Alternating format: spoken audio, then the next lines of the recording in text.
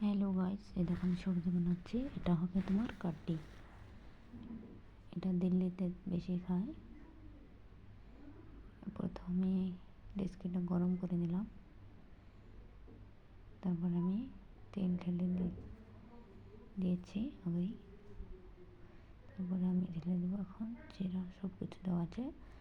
এখন আমি দেবো সব কিছু মশলা, धनिया पाउडर, मिर्च पाउडर, हल्दी, नून और हरी मिर्च, পেঁয়াজ, लहसुन সব কিছু একসাথে।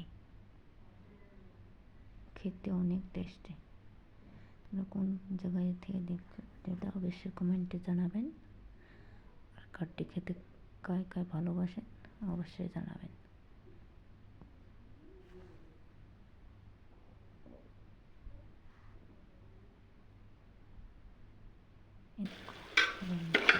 হয়েছে